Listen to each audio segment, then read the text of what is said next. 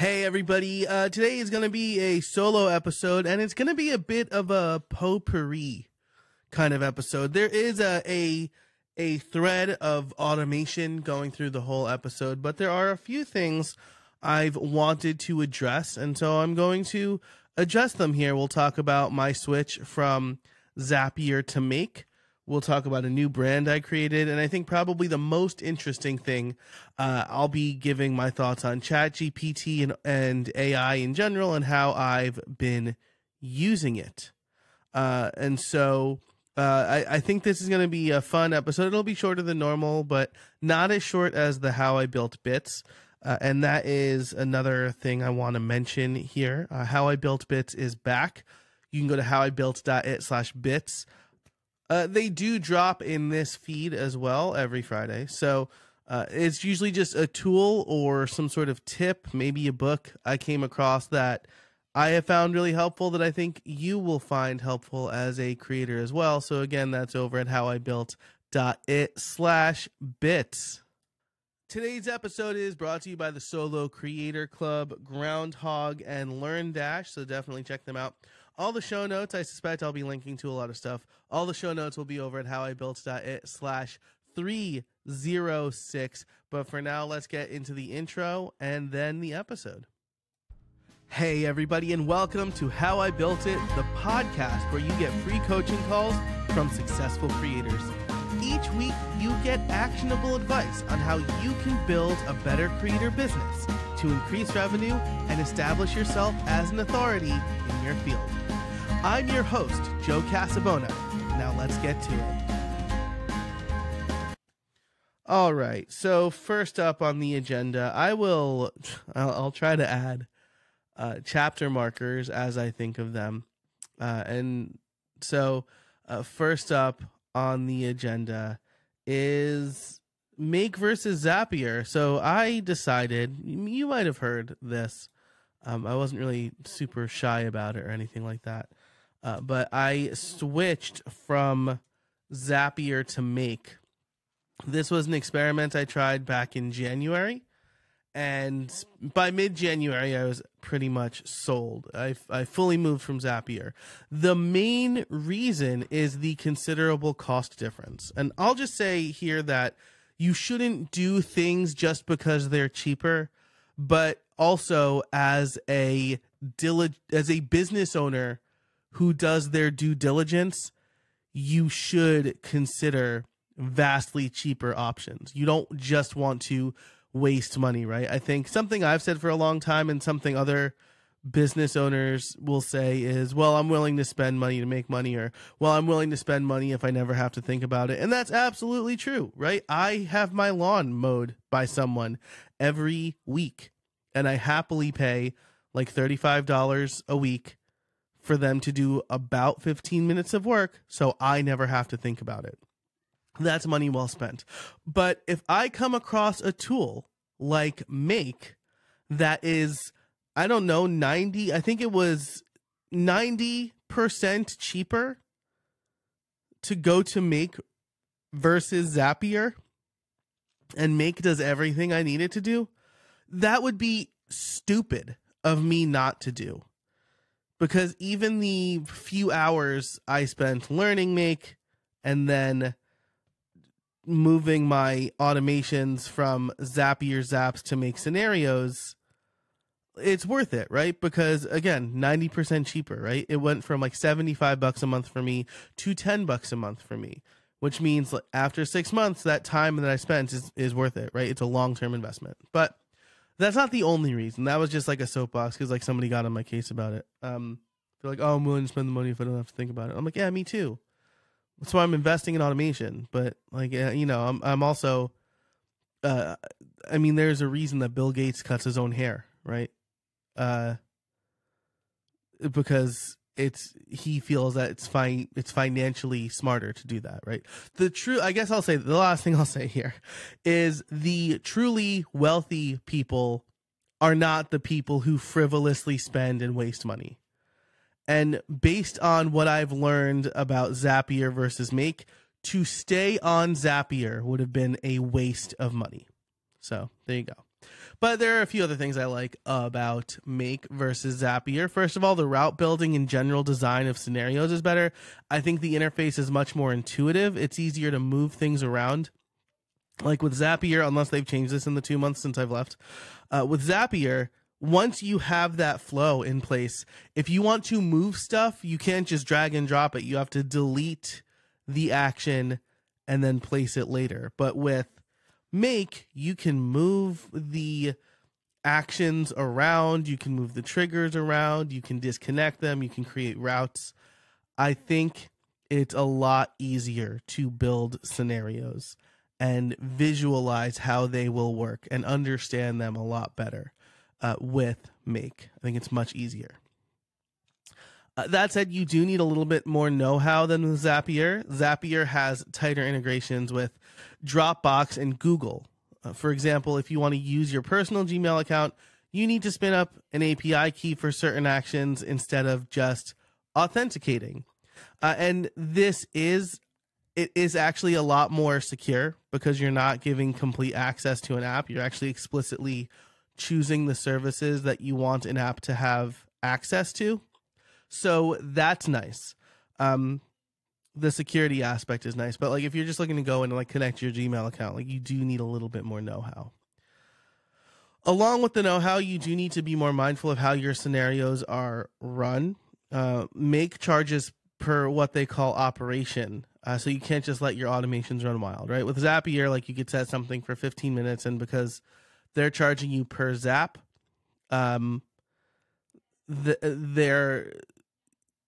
you can basically like let a zap run every 15 minutes if you want. With Make, I tried applying that same sort of thing, like run my automations every 15 minutes, and I ended up hitting my 10,000 operation limit within 2 weeks. So that's really short. But luckily, I was able to dial them back a reasonable amount. And now, I think last month I hit a little more than 50% by the end of the month. And I'm on that same track. I think I've hit like 30% halfway through this month. So you do need to think about that. The way to manage the operations is to not have them run as often. So the default is 15 minutes. I have some run every 2 hours. I have some run every 2 days, right? If I have an automation for this podcast based on the publication of an episode, I don't need that to run every 15 minutes, every 2 hours, or even every day. I know a new episode comes out around 2 a.m. Eastern time on Mondays and 2 a.m. Eastern time on Fridays. So I can explicitly tell Make to only run at, let's say, 3 a.m. Eastern time on those 2 days. So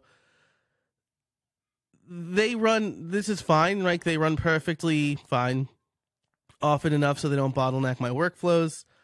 The hardest part for me was coming to terms with knowing they aren't constantly running. But again, Make is much more affordable, right? I would have to pay for around 90,000 operations to hit the same monthly costs as Zapier. And if I doubled my monthly operations, which is all I would need to do having the scenarios I run as often as I did, I would still be saving $55 a month. So the cost savings is still considerable. But if you're smart about your operations and how often your automations run, you don't need to worry necessarily, right? And then finally, thanks to reevaluating my automations, I was able to create more efficient actions and move some actions to the native app. So, for example, Vimeo has direct integration with Dropbox. They didn't have that when I looked into it. How many years ago that was? So I actually don't need Zapier to upload a video to from Dropbox to Vimeo anymore. So that was nice. I was able to cut away some automations, take things native, move things just to Airtable. So I'll probably do a full episode on this as well. But in Airtable, I was doing some stuff with Google Sheets and then having Zapier send emails based on changes in Google Sheets. I moved those Google Sheets to Airtable, and now Airtable sends the emails, which is a much better function because there's not that middleman that could break down, right? It's all happening in Airtable now. So I made my automations and my communications and my tracking things much more efficient in this process as well. So on top of savings, I actually made my business operations better. So if you are doing automations, if you have less than 5 zaps, it still makes more sense to be on Zapier. But if you have more than 5 zaps or more than 5 automations, I would strongly consider Make. The last thing I'll say around this topic is that Make is formerly Integromat. Just a great name, like a great get for the folks who own Make, like to have make.com. Pretty cool. But Googling tutorials is a little bit of a pain in the neck. And so I will usually just Google how to blah, blah, blah Integromat. And that usually shows up. But I don't know how long that's going to take. I'm sure like if you include make.com and like their documentation is pretty good and I think they're improving it. So, but that's just one thing to keep in mind. You do need a little bit more know-how. Maybe, I don't know. I feel like I'm a little bit too close to it, but there are a few things that maybe if you're coming in fresh and you don't know either, like Make is going to be fine. But I think Make is a really nice tool to look into. So that is all I have to say about Make versus Zapier. I do have a blog post with some screenshots and words to accompany my rambling. So I'll include that in the show notes. Again, all the show notes will be over at howibuilt.it/306 or in your podcast player. But why don't we take a break now to hear from our sponsors, and then I'll get into the rest of the stuff. By the way, what I didn't say at the top of the show, which maybe I'll ADR that in the beginning, but what I didn't say in real time in the top of the show is in How I Built It Pro, I'm going to talk about how raising my price of the podcast liftoff playbook went, as far as the sales went, what I'm considering for branding and positioning, and a few other plans for the future regarding that and possibly this podcast. So if you want to get ad-free extended episodes of this show, as well as support the creator you're listening to right now, you can go to howibuilt.it/pro and sign up for just $5 a month or $50 a year. Again, you'll get ad-free extended episodes. You'll also get some members-only videos. And as the membership increases, there'll also be like a newsletter and things like that. But it's really kind of based on what the members want. So if you want your voice to be heard, again, that's howibuilt.it/pro. And I'll be talking about how my last sale went. So a little behind the scenes stuff there. Okay, but for now, let's hear from our sponsors. This episode is brought to you by LearnDash. Look, I've been making courses for a long time. I've taught at the college level, and I've created curriculums for several different organizations, including Udemy, Sessions College, and LinkedIn Learning. When I create my own courses, there's no better option than LearnDash. LearnDash combines cutting-edge e-learning tools with WordPress. They're trusted to power learning programs for major universities, small to mid-sized companies, startups, and creators worldwide. What makes LearnDash so great is it was created by and is run by people who deeply understand online learning and adds features that are truly helpful for independent course creators. I love the user experience.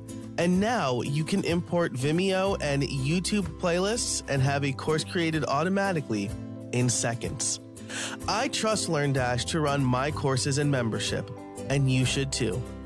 Learn more at howibuilt.it/LearnDash. This episode is brought to you by Groundhogg. Groundhogg is an open source CRM and marketing automation suite for serious agencies, small businesses, content creators, e-commerce experts, and WordPress professionals. Groundhogg allows you to create funnels, automate email and SMS communications, and manage your contacts from the comfort of your WordPress dashboard. Unlike other SaaS CRM platforms, Groundhogg does not charge you a success tax. Groundhogg charges a flat rate fee, regardless of the size of your list. Groundhogg will never charge you more as your list grows. It also integrates with all of the top WordPress e-commerce, LMS, and membership plugins to create a unified customer experience. Start now with a 14-day demo for $1. Go to howibuilt.it/groundhog. That's howibuilt.it/GROUNDHOGG. Or use the code HowIBuiltIt for 20% off your first year of any plan. Thanks so much to Groundhogg for sponsoring this episode of How I Built It. If you listen to this show, you know it's an amazing time to be a creator. It's never been easier to get paid for your expertise. But being a high-performing creator is a different ballgame. High-performing creators generate consistent monthly recurring profits. They trust the process and don't overlook the essential fundamentals of business. They are dedicated to becoming masters of their craft and creating more customer value. And high-performing creators are business owners as much as they are artists. If you want to become a high-performing creator that earns a living from selling your expertise, then I recommend you join the Solo CEO Club today. Surround yourself with other high-performing creators. Expand your influence, increase your income, and cultivate a deep impact on your customers through meaningful interactions. Become a member of the Solo CEO Club today by visiting jointhescc.com.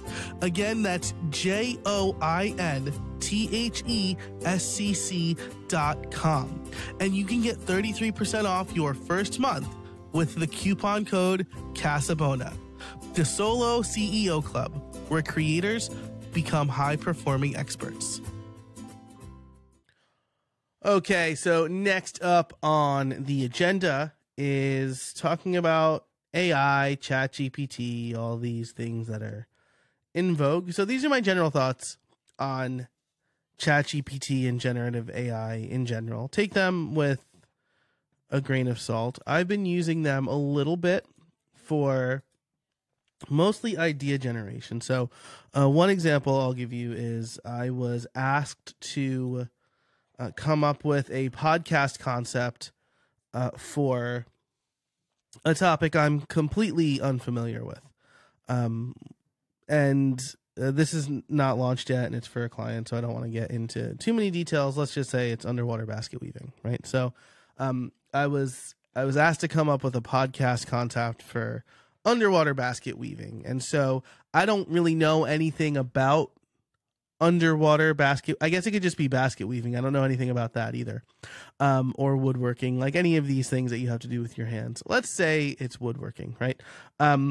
So I first asked ChatGPT, like, tell me a little bit about woodworking. Like, what are woodworkers called? Besides woodworkers, is there another word?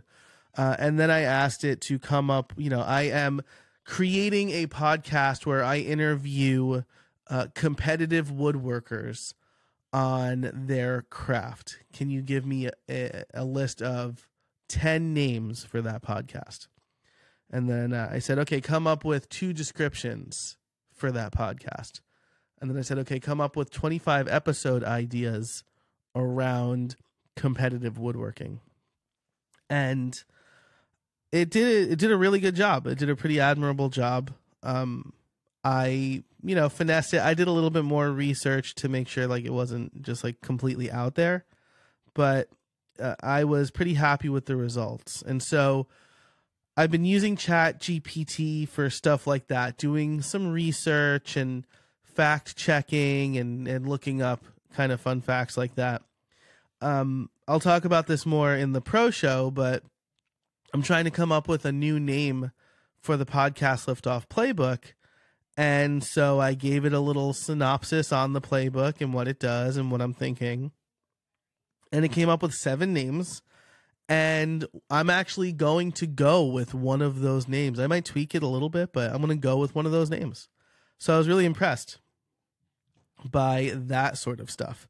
As far as, what creators can use it for, I think idea generation is key. So, even like maybe first drafts, or what I've seen examples of, which is pretty cool, is like you give it some text and then you say, write it with a different tone, or write it with a different voice, write it from the perspective of.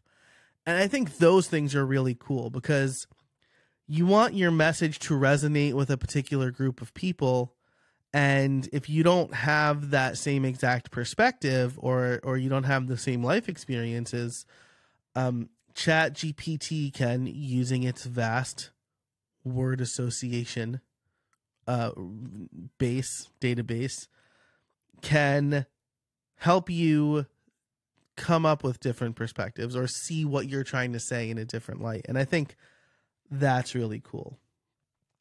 The other thing that it looks pretty promising for, though, I've had mixed results in my own examples for what I've tried. So summarizing text is another thing that ChatGPT or these other generative conversational AI tools can do, right? So you feed it, maybe like you're driving and you're just kind of like free form brain dumping into a note, right? I've done this from time to time, right? Where I'll like speak a bunch of stuff and then like try to finesse it later. You can dump that into ChatGPT or another generative AI tool and say, summarize this. What are the big takeaways? Or turn this into a blog post, right? And then it'll look at what you've written and structure it, right? And it probably won't be the way that you write it, but you'll at least get the general ideas, and it'll be a good starting point for something that you word vomited, right? Like, because word vomit is not always the best blog. Like, most people don't speak the same way they write. And so taking what you've spoken and turning that into a blog post verbatim is not going to work. But with ChatGPT, it could work pretty well. I attempted during a recent live stream to use it to summarize transcripts of episodes.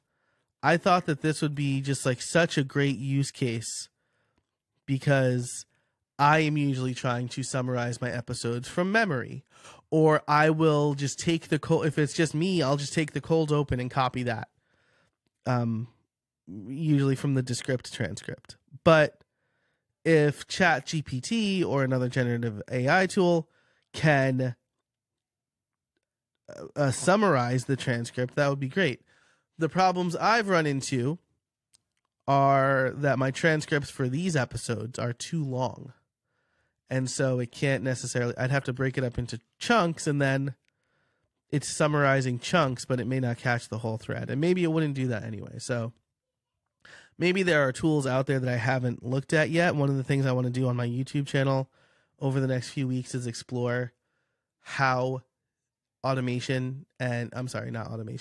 how AI tools can help podcasters.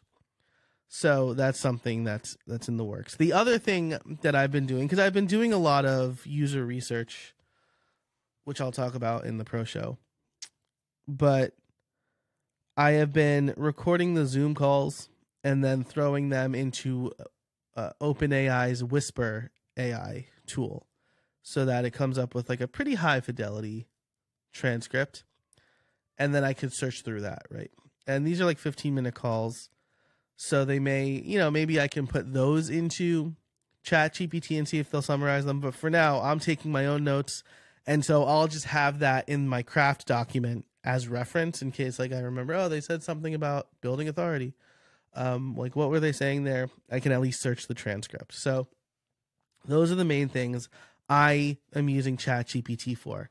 The last thing I'll say on this is like kind of like social commentary maybe, but I was at a talk a couple weeks ago about generative AI, and someone asked about what it meant for students and homework assignments. And I'm paraphrasing here, but the speaker said something that I can't stop thinking about.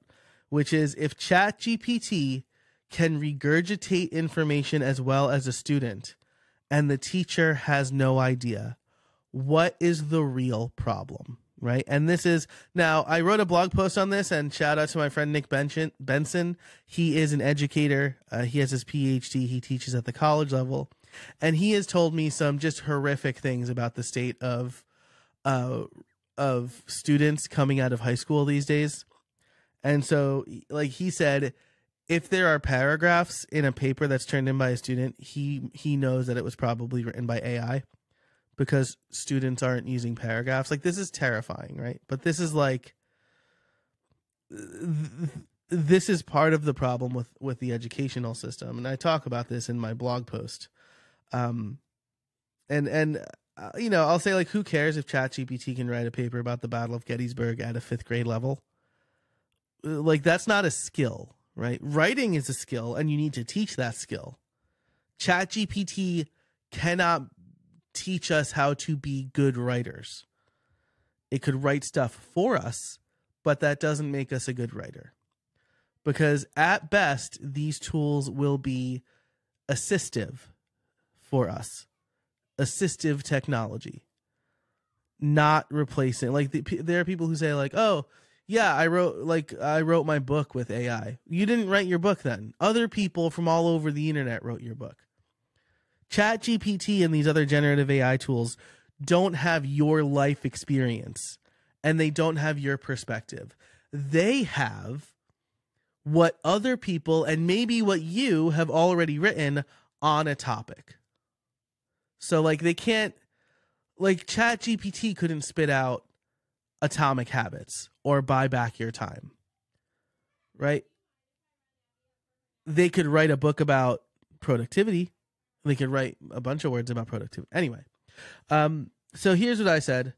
If my kid leverages tools like ChatGPT to do their homework and save themselves time, they've gained a much more useful skill than memorizing the Battle of Gettysburg was a major turning point in the American Civil War, lasting from July 1st to July 3rd, 1863, with the Union Army defeating the Confederate Army led by General Robert E. Lee.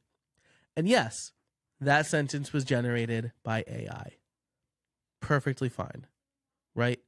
Again, memorizing stuff like that. I have a general interest in history now. I didn't care about this in 5th grade or 12th grade. In 12th grade, I should have been learning accounting and other life skills. I should have been learning how to publicly speak.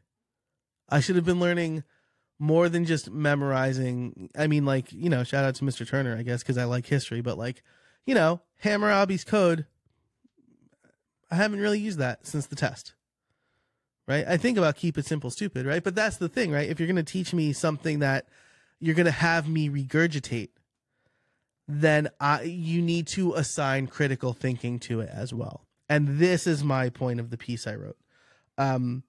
Generative AI is not going away. It's going to help us get information faster, and then students will have to apply some critical thinking to it. So that took an unexpected turn, but those are my general thoughts on generative AI. Now, the last thing that I'm going to talk about here is the direction of my YouTube channel, and that's mostly because I finally have a focus for it. If you've been following me for a while, you'll know that it's just kind of like a hodgepodge of videos that I thought were interesting, and that's not really a good way to grow a YouTube channel. But I posted something on LinkedIn recently, and my friend Jeff Large told me that it was about automation, and he basically said that he thinks I am better positioned to help people with automation than I am with podcasting. Now, I'm not all the way there. I think there's a way that I can have it both ways. But the Joke Casabona YouTube channel lacked focus until that moment. And so I decided to spin up a new brand called the Automated Solopreneur. You can find more information at Solo Automator. There it is. Great domain. I can't even remember it. Soloautomator.com. But again, my YouTube channel is going to focus on automation tools. And so lately I've just been doing like one video a week where I walk through one of my automations. while I get a feel for like what does well and what doesn't. It's kind of a new day for the YouTube channel. And so what I plan on doing there, I've already updated the branding. All of my live streams are going to have an automation slant now as opposed to a WordPress slant. What I need to do is update the videos that you see on the channel page, right? You can curate that experience. And right now I only have one playlist called automation, whereas I'll probably have 3 moving forward called like automation tools. Thinking like an automator is probably one of them. That's a really good one. Thinking like an automator, and then demos, like automation demos, where I walk through some of my own automations.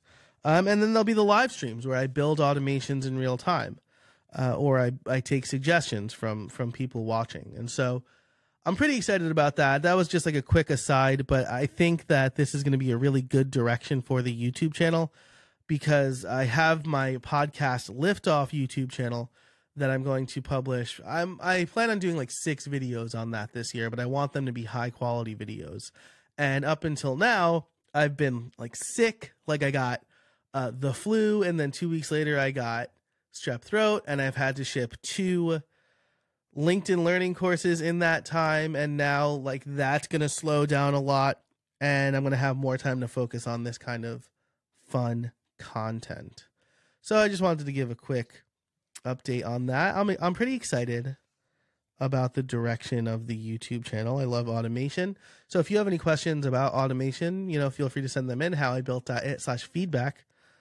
Because this will I'm probably not going to spin up a new podcast. I'll probably use this as the automation arm, like the podcasting arm of my automation brand. Right. And like that fits into the name, right? How I built it, maybe how I built automations. So that I'll probably discuss more in the pro show.